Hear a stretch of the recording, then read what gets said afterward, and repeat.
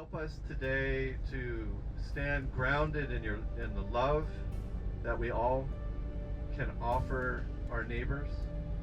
Help us to feel what the families are probably feeling right now, and help us to surround them with your presence, with our voices of singing, with our arms of support.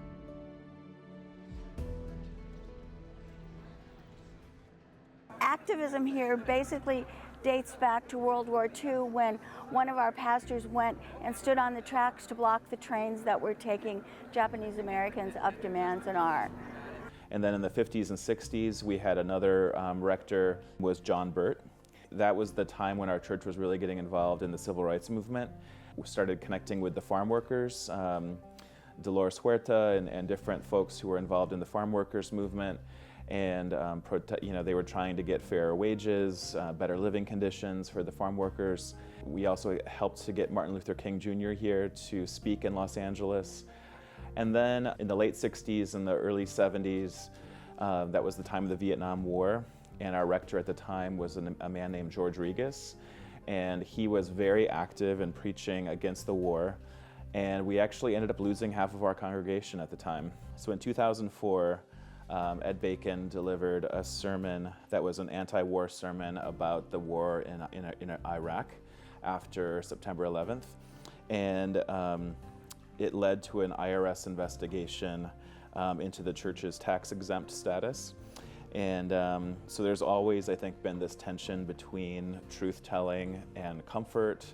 And each generation here at All Saints is going to have to decide what we're willing to risk for the sake of inclusion, for the sake of living according to our values, living according to what we believe are gospel values. So a couple years ago, before I came, there was a bishop called Gene, and he was ordained, and it was a big deal for the world because he was the first gay person to be ordained as an actual pastor, to be at a church, as a rector. And that was a huge deal because gay people started becoming accepted in other places. We're like, oh, well, if he accepts them, well, and we can accept them too. So it brought a lot of acceptance to Christianity as a whole, and the religion as a whole, to accept people of all kinds. Our church has been a place where the LGBTQ plus community has been welcomed and included for over 30, 40 years now. Nowadays, All Saints is really focused on what's happening in our communities with ICE. Whenever there's been a member of the community here in Pasadena that has been detained or arrested or deported, we're always showing up to those neighborhoods, those areas of the city, and connecting with the neighbors, connecting with other faith leaders, and trying to make our voices heard. We've continued with social action along. We do protests, we go speak and give comments at City Council if they're discussing something that we feel is beneficial, or we're sometimes against what they might be doing in the community. So often we coordinate with some bill that has been introduced and is coming up for a vote. And it could be federal, state, or local Pasadena.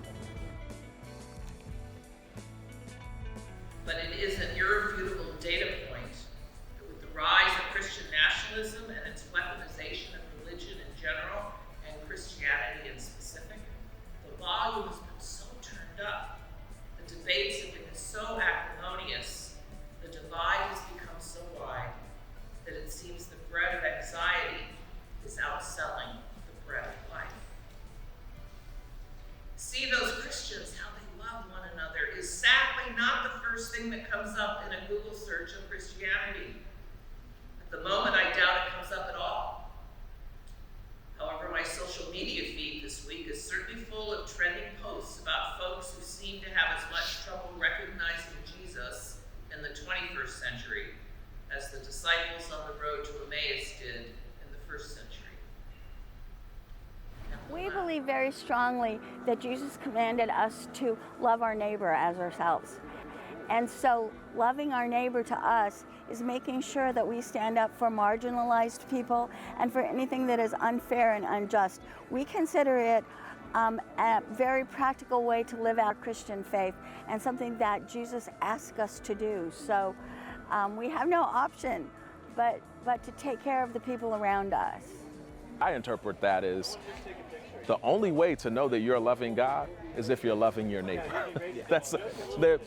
You can say a lot of things and do a lot of things in the name of loving God.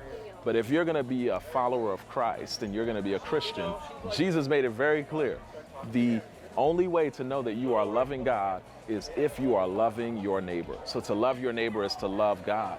And when it comes to loving our neighbor at the level of society, that's activism, right? That's organizing, that's justice. And so our activism at All Saints is not something that overshadows our spirituality. It's something that we actually see as fulfilling our spirituality. No.